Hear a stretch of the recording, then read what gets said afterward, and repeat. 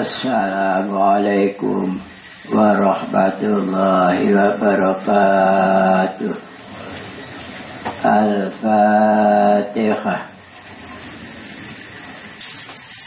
A'udzu billahi minasy syaithanir rajim.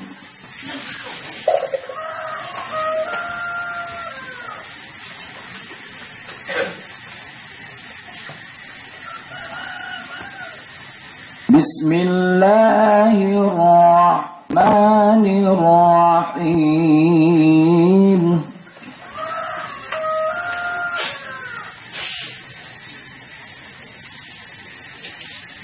Tabbat yada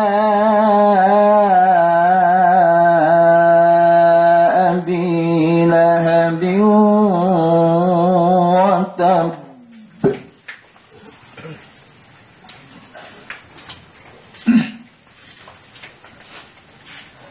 ما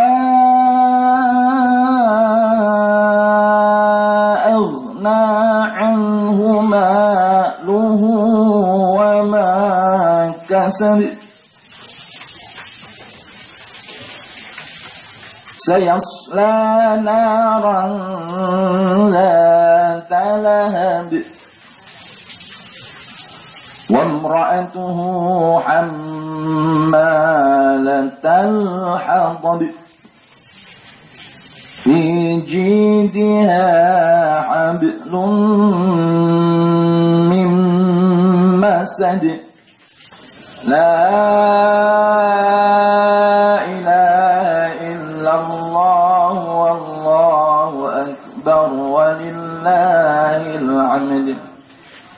Bismillahirrahmanirrahim.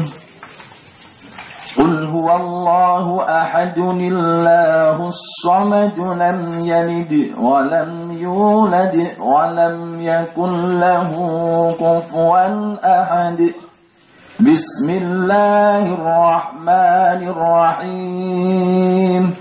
Qul huwallahu ahad Allahu samad lam yalid wa lam yulad wa lam yakul lahu kufuwan ahad. Bismillahirrahmanirrahim. Qul huwallahu ahad Allahu samad lam yalid wa lam yulad wa lam yakul lahu kufuwan ahad. La ilaha illallah wallahu akbar walillahil hamd. Shadaqallahul azim. Bismillahirrahmanirrahim. Suratul Tabbat Makkiyatun khamsu ayatin. Utawi surat Tabbat iku basa Mekah temurune. Tegese temurun saderenge Kanjeng Nabi hijrah. Jumlah ayat wonten gangsal. Bismillahirrahmanirrahim. Bismillahi kelawan nyebut asmane Allah. Ar-Rahmanir-Rahim le maknane macem-macem. Wonten sing maknane Ar-Rahmani kang maha welas asih ing dalem dunya lan akhirat.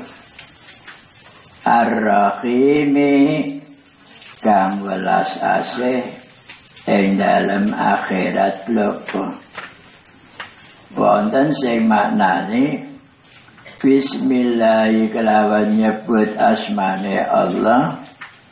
Ar-Rahmani kang paring nikmat kelawan gedhe-gedhene nikmat Ar-Rahimi kang paring nikmat kelawan lembut-lembute nikmat. Nikmat sing gedhe kados kula jenengan diwujudake. Termasuk nikmat gedhe kula jenengan diparingi iman lan Islam. Termasuk nikmat sing gedhe nikmatul aqli diparingi akal. Termasuk nikmat gedhe diparingi kesehatan. Nikmat sing gedhe diparingi cekap sandang pangan. Ini yang gedhe. Nikmat sing lembut kados kula jenengan diparingi nek ngaji iso ngantuk. Ngantuk niku nikmat. Mulane nek ngaji ana sing ngantuk aja digugah. Jenengane ngilangno nikmat. Termasuk nikmat lembut gatel. Gatel ku nikmat. Nek dikukur kepenake ra mekakat. Nek lek ngukur mituru dilarani kukur maling. Bahasa Arabe dadi sifate Allah Asmaul Husna Ar-Rahman Ar-Rahim. Tabbat yada Abi Lahabi wa Tab. Niki nek wakaf aja ditekan watab niku keliru niku ora dibekno. Kula wangsuli malih tabbat yada Abi Lahabi wa Tab mandek dhewe aja watab aja ngono aja digawe iku namanya digawe. Dadi Lahabi watab ma aghna anhu maluhu wa ma kasab sayasla naran dzata lahab. Iki qiraat sab'at hammalatal hatab ana sing maca dhammah. Wa imra'atuhu hammalatul hatab. Qiraat Imam Nafi'. Ana sing maca wa imra'atuhu hammalatal hatab. Fi jidiha hablum min masad. Surat Tabbat niki temurune nalika Kanjeng Nabi dakwah. Sarusikune dakwah macem-macem. Nalika Kanjeng Nabi dakwah, wong kufar Quraisy diundang. Do nglumpuk kabeh. Tengah-tengahe wis do nglumpuk, Kanjeng Nabi lajeng ngendikan, sedulur-sedulur lanang wedok cilik, kula ngaturi jenengan rawuh mriki. Kula perlu nyeritakake badane urip nang donya niki kita do mati bakale diuripno maneh. Tak peringatake sing do ngikuti dawuh-dawuhe pangeran bakale nikmat swarga. Tapi sing ora do nganut bakale entuk azab siksa neraka sing banget panase. Kanjeng Nabi le dakwah biasa tamban-tamban. Delala ditanggapi karo Abu Lahab. Abu Lahab niku pamane Kanjeng Nabi. Le nanggapi nganggo bahasa Arab, tabban laka ya Muhammad alihada da'autana. Sila kau mencit kowe Muhammad. Wong tua-tua mbok tekakno mengmong mbok kandhani ngono ae. Iki malah tanggapan pertama pamane dhewe. Sampeyan bayangke dakwah ditentang keluargane justru paman luwih tuwa. Abote Kanjeng Nabi. Kanjeng Nabi mboten bales. Malaikat Jibril rawuh terus nyampeake surat. Tabat yada Abi Lahabin wa tab. Niku malaikat Jibril didhawuhi Gusti Allah nyampeake surat Tabat. Nah, kadang-kadang pembicara salah tompo. Kanjeng Nabi diuneni cilaka mencit. Kanjeng Nabi mbales cilaka mencit dhewe. Niku keliru. Sing bales mboten Kanjeng Nabi. Niki nek sok-sok do keliru niki. Dadi sing maca tabat yada Abi Lahab wa tab mboten Kanjeng Nabi. Dawuh saking Gusti Allah sing nyampe ke malaikat Jibril diwaca Kanjeng Nabi. Jadi mboten Kanjeng Nabi sing bales mboten. Maka nek sampean lek keliru le nerangake kuwi Nabi ndung bales tabat ya ngono. Berarti Kanjeng Nabi keras. Nek Kanjeng Nabi keras ora cocok karo rahmatan lil alamin. Nah, jadi kita sing angel. Sing ana Quran iki angel ngoten iki lendunungno. Bolane ampun keliru sing bales mboten Kanjeng Nabi. Sing bales Gusti Allah. Gusti Allah ora trima. Terus balas Abu Lahab cilaka mencit dhewe. Lawang sulimale dadi tabat yada Abi Lahab wa tab sak surat niku dawuh wahyu sing dawuh Gusti Allah. Sebab Gusti Allah ora trima kawulane sing namine Nabi Muhammad dadi utusan diunen-uneni pamane namine sing Abu Lahab. Pamane yo Nabi kata ana sing Hamzah, ana sing Abbas, ana Abu Thalib lan liyane. Sing jelas Islame kuat Abbas karo Hamzah iku.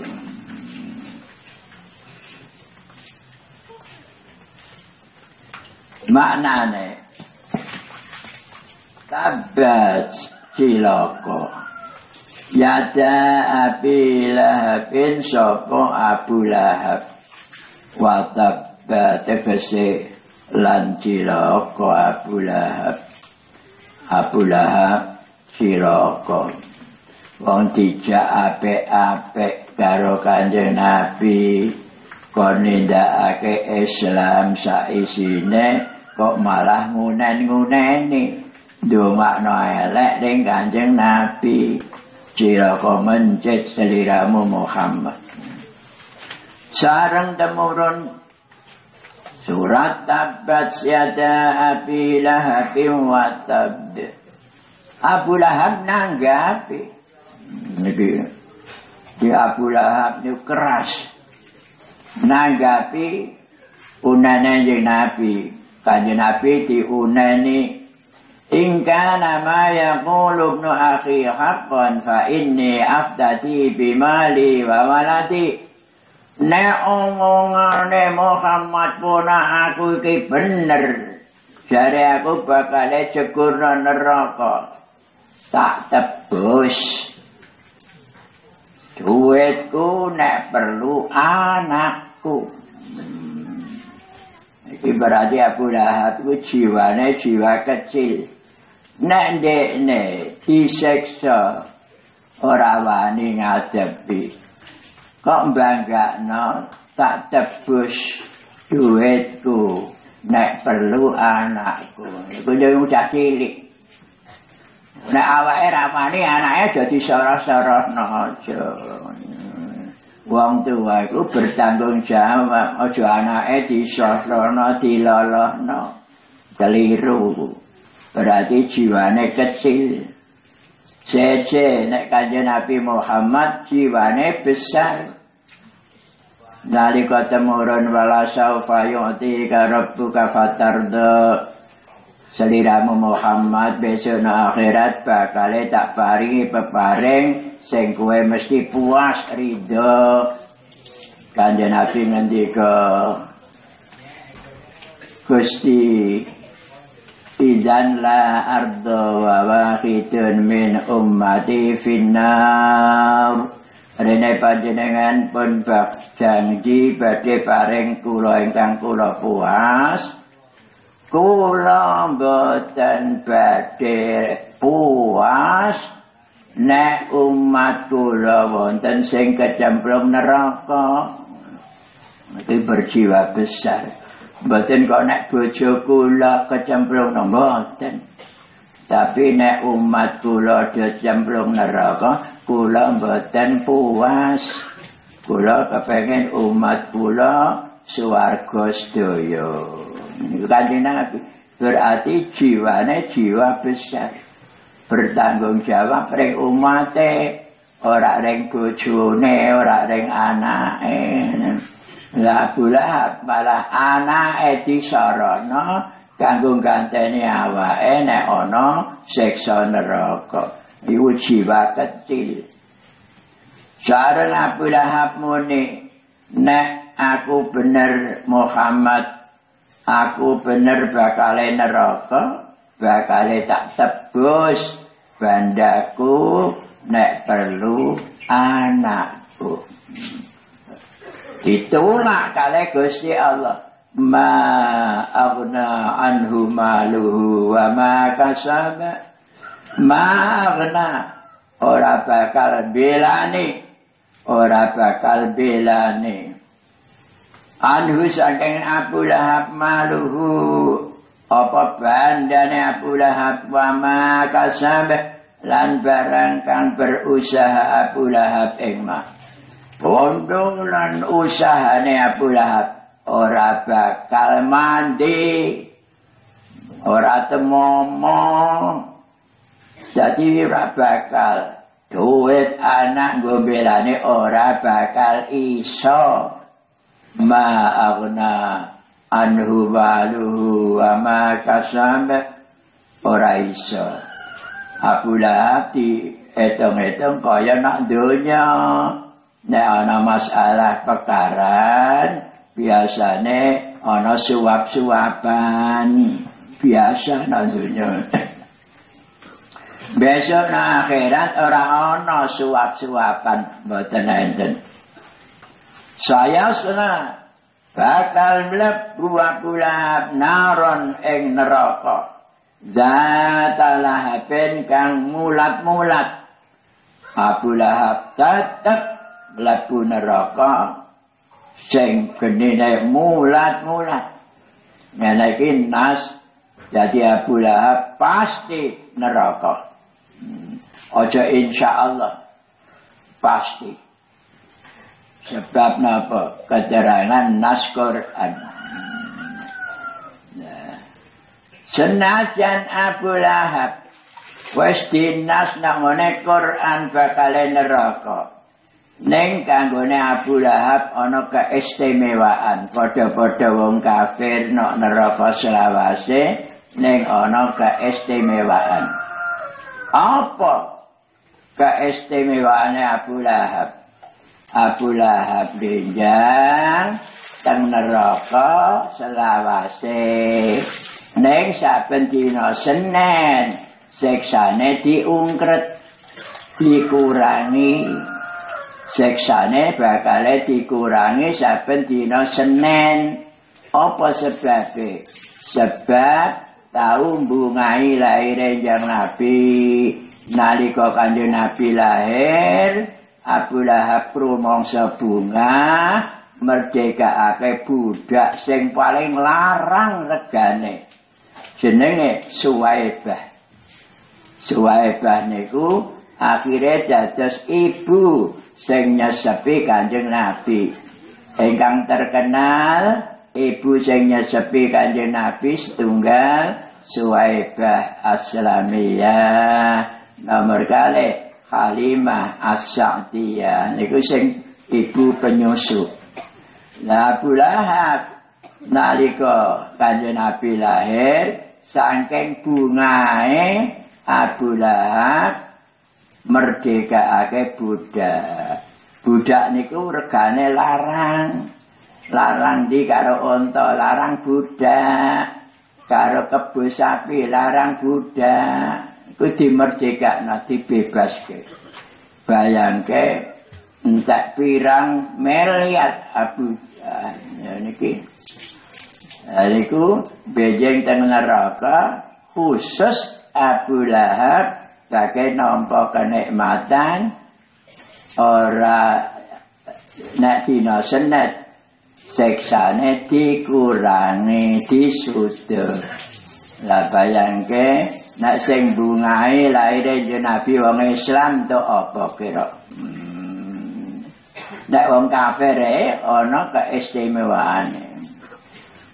Imam Abdul Hafid Idza kana hadza kafirun ja'a dhammuhu bitabbat yadahu fil jahimi mukhallada ata annahu fi yawmil isnaini daima yukhaffafu anhu lis-sururi bi ahmada famadhannu bil abdil ladzi kana umruhu bi ahmada masruran wa mata muwahhida.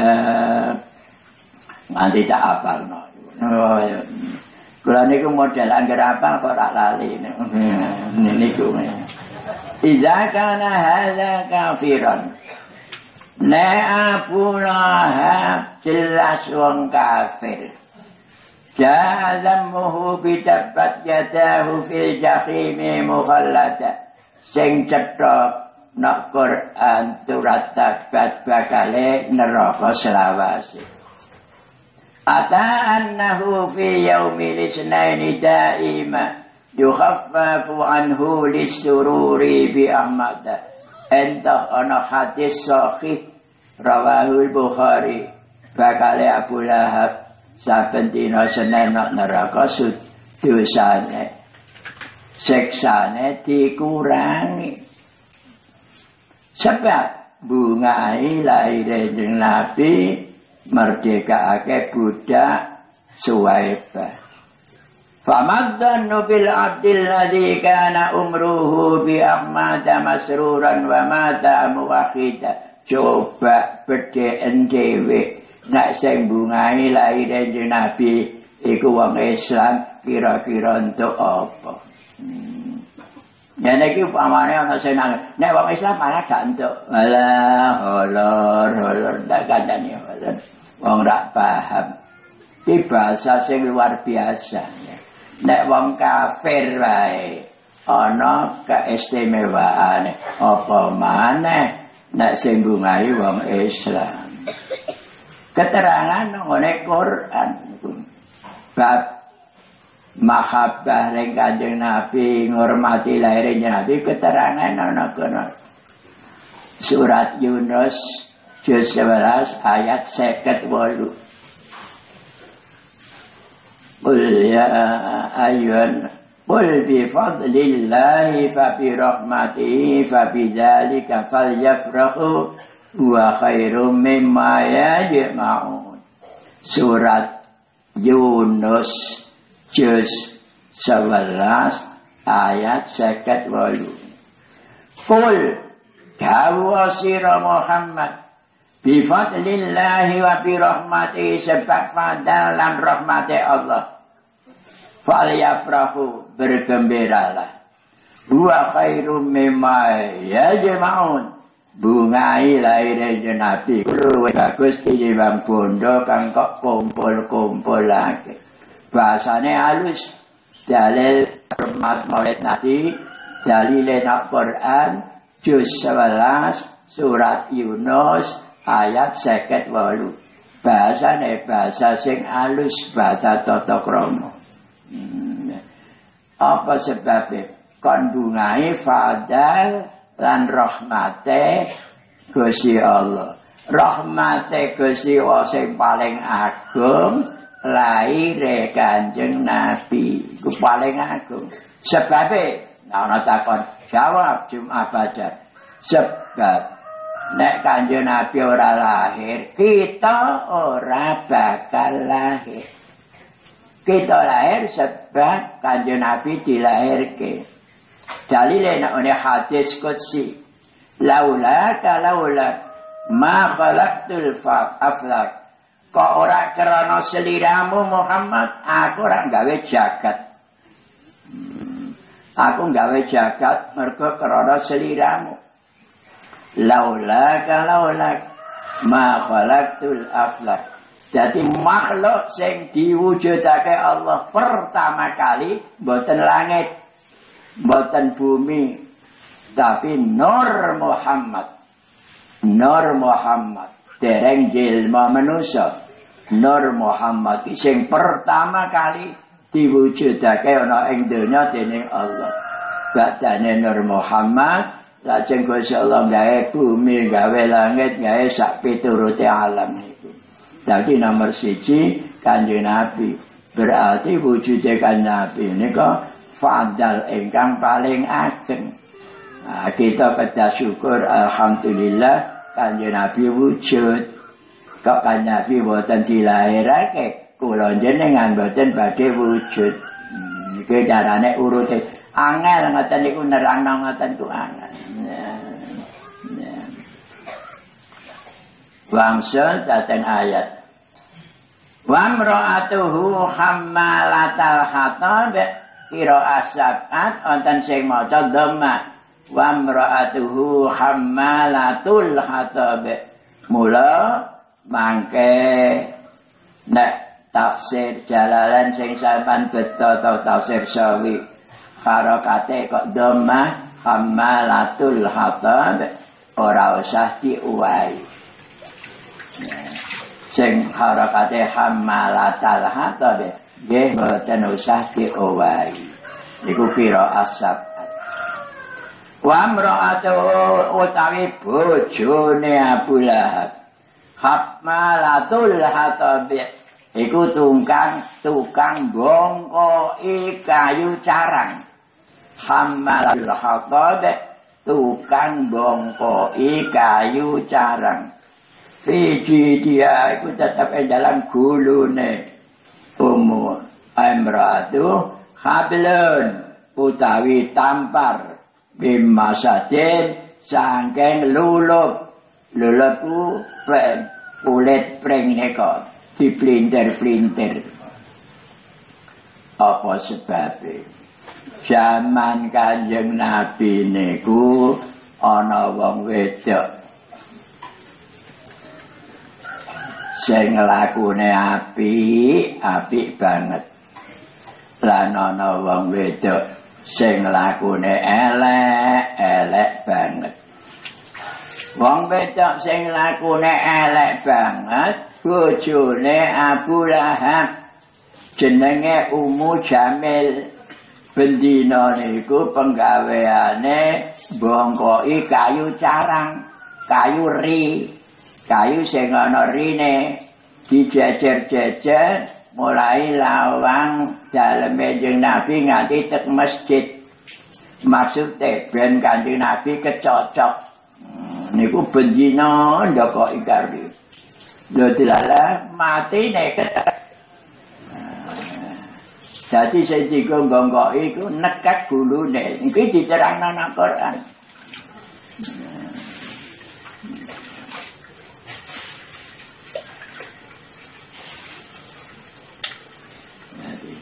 Wong iku matine menurut hobine. Matal mar'u ala ma ahabba. Matine wong iku menurut hobine. Hobine tukang selingkuh, besok matine ya bar selingkuh. Hatine tukang korok, matine bar korok. Sing matine sing uripe senengane minum, matine bar minum. Sing nengalane tahajud, matine bar tahajud. Niki mun dadi bakal Kanjeng Nabi dawuh matal mar'u alama ahabba. Matine wong ku menurut hobine. Bojone Abu Jahal jenenge Ummu Jamil, kene bongkoki kayu ri, kayu jarang, matine ketekek kayu jarang. Keterangane teng Quran fi jidiha hablum mim masad. Lah wong wedok sing apik lakune. Sahabate Kanjeng Nabi wong wedok sepuh kene nyaponi bersihi dalane Kanjeng Nabi nek teng masjid disaponi. Ban dino Kanjeng Nabi sempat mandek liwati wong sing nyapu wedok. Kanjeng Nabi senengane bersendaguro wayam zahu wala yaqulu illa haqqan yuhibbuhu Allah ta'ala wa yarda. Wayam zahu Kanjeng Nabi senengane guyon. Jadi ora lajak no. Tapi wala yaqulu illa haqqan, nek ngendika mesti bener. Bu, sampean kok sregep nyapu ana apa? Kula biasa akeh bersihi dalan jenengan teng masjid, kula wonten arep-arep kersane benjing saged minggar swarga. Jare akeh jenengan, Bu, aku tak ngomong aja salah tampa. Nggih, swarga niku boten nenten tiyang sepuh kados jenengan. Bener. Swarga niku boten nenten tiyang sepuh kados jenengan. Nangis niku. Gulung-gulung nangis. Bu, kok nangis? Tiwas. Tiwas napa? Tiwas ra iso mlebu swarga. Sing ngomong ngono sapa? Sampean. Mosok aku ngomong ngono. Swarga niku mboten nenten tiyang sepuh kados jenengan. Lah kula saged mlebet swarga napa mboten? Saged ning bare prawan maneh. Guyu. Bali prawan maneh. Wong swarga niku pun diterangake tengene Al-Qur'an surat Al-Waqiah juz 17. Faja'alnahunna abkara uruban asrabal li ashabil yamin.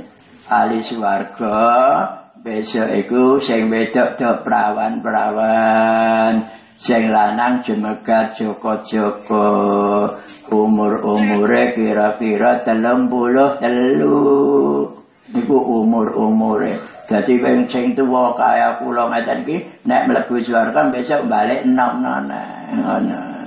Ya sampeyan sing tuwa-tuwa aja getun wis kadung tuwa lah. Besok nek swarga balik enom maneh. Sebaya umur 33. Dhuwure 60 meter. Ora kaya listrik. Oh, kaya jagat asik mboten. Dadane ambane kira-kira 7 meter. Dadi gedhe dhuwur. Aku nek voli lah menangan lho. Wong ngaji kok voli. Niki ahli swarga. Niku wong wedok mau akhirnya lajeng matur nuwun Nabi tetep bersike nganti mati. Nalika mati Kanjeng Nabi mboten diaturi pirsa. Ora diaturi pirsa. Sedo ora diaturi pirsa. Tak Kanjeng Nabi sing tukang nyapu nek kene niki mpun sedo. Lah aku kok ora mbok kandhani. Lah mau tiang tukang nyapu mawon kok ngaturi jenengan. Hus. Dudono aku kuburane ndi? Wis saking welas asih jenengan. Diduduhake makome. Lajeng Kanjeng Nabi tindak teng makome salat. Kanjeng Nabi salat jenazah. Lah niki carane salat jenazah nek ra menangi mak wis dipendhem aturane nek dhuwure. Upamane nek Kudus mayite kan madhep ngulon. Sampeyan teng wetane. Teng wetane makam sandal sepatu dilepas. Aja tinggo mergo nek ana najise ora sah dilepas. Iki terus Kanjeng Nabi salat jenazah teng inggil kubur niku wau. Bakso salat jenazah Kanjeng Nabi ngendika inna hadhihi al-maqam mamlu'atan ala ahliha dzulmatan wa inna allaha la yunawwiruha lahum bi salati alaihim inna hadhihi al-qubur mamlu'atan dzulmatan maune kuburan iki penuh peteng dedet maune kuburan iki peteng dedet. Neng Gusti Allah gawe padang kubur sebab salatku. Lafale cetha. Niki santri-santri nek kepengin ngerti dengane Bulughul Maram wonten, Abi Jamrah wonten, hadis sahih rawahul Bukhari. Maune kuburan iki asale peteng gelap. Neng Gusti Allah paring padang sebab salatku. Oh, jadi sing salat Kanjeng Nabi jadi padange ahli kubur. Niki nek cara ahli sunnah jenengane ganjaran. Ya. Kanjeng Nabi nyuwunake ganjaran dhateng Allah ditujokake dhateng mayit. Bungae mayit luar biasa. Mulane sampean nek nuju salat jenazah niku berdoa, dongane ku nyafaati. Kadang-kadang udah dilakoni, ning kurang dunung ngoten lho. Mulane kula niku dunungake. Sampean nek salat jenazah niku nek bak takbir kaping 3 sampean berdoa. Allahumma fir lahu warhamhu wa'afihi wa'fu anhu waj'alil jannata maswahu. Waj'alil jannata maswahu niku ndongaake aturake ganjaran. Nek kita ngaweh ganjaran ora iso. Sing de ganjaran Gusti Allah. Carane kita nyuwun ganjaran Gusti Allah kanggo mayit. Ngono iku nek cara santri diarani nyafaati.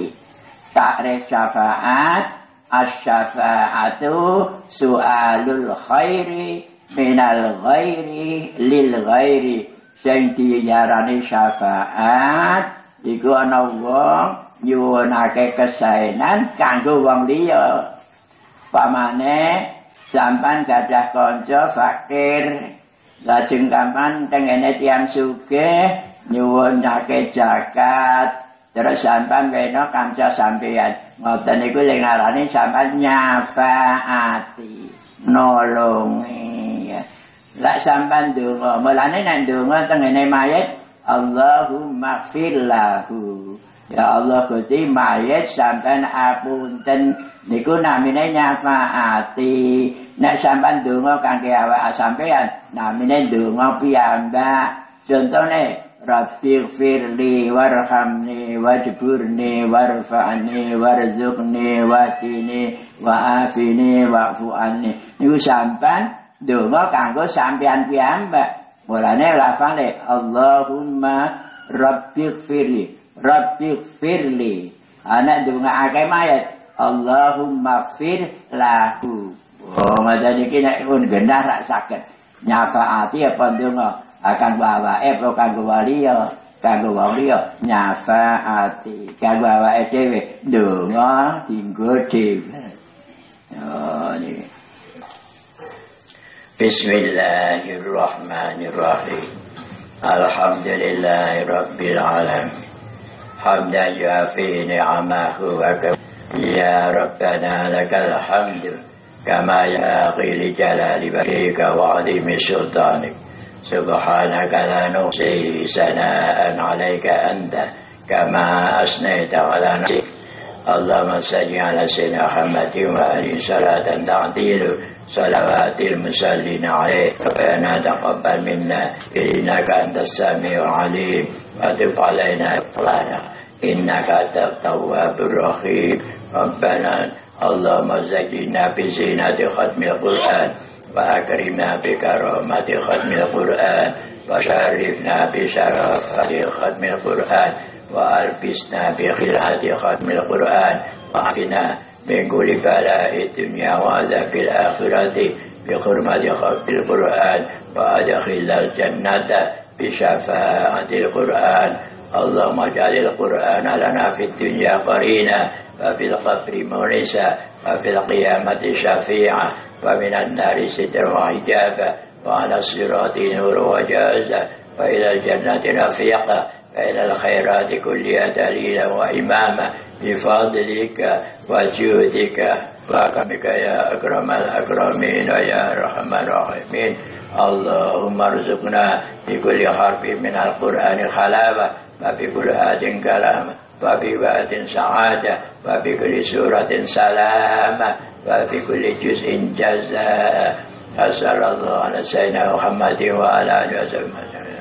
اللهم ارزقنا وارزق أولادنا علما نافعا مبلوغا وعملا صالحا مقبولا ورزقا واسعا حلالا طيبا باركا ورزقا واسعا حلالا طيبا باركا ورزقا واسعا حلالا طيبا باركا. حصلنا مقاصدنا مقاصد الدنيا والآخرة ويسر أمورنا مع الراحة في قلوبنا أمور الدنيا والآخرة بفضل الله وشفاعة رسول الله وببركة حق عظيم. اللهم أوصل ثواب ما قرأنا من القرآن العظيم لروح نبينا محمد صلى الله عليه وسلم وآله وأصحابه وأزواجه وذريته وجميع أنبياء الله وأولياء الله وعلماء الله وآل كل وأصحاب كل وإلى قادة مشايخنا أهل الطريقة النقشبندية مجدد مرد رسول الله إلى شيخنا وربنا باراني sekalian وإلى خضرته محمد بهاء الدين سمعت الأزواجه مذرين وإلى خضر الشيخ عبد القادر الجيلاني بشرا كنت سيد جعفر صادق والأولياء التسع وعلمائنا حسن بابت بسوجنا ولا خادم يبرز خصوصا آباءنا وأمهاتنا وإخواننا وأخواتنا وأعمامنا وعماتنا وأخوالنا وخالاتنا ربنا آتنا في الدنيا حسنة وفي الآخرة حسنة وقنا النار وصلى الله على سيدنا محمد. سبحان ربك رب العزة عما يصفون وسلام على المرسلين والحمد لله رب العالمين. الفاتحة.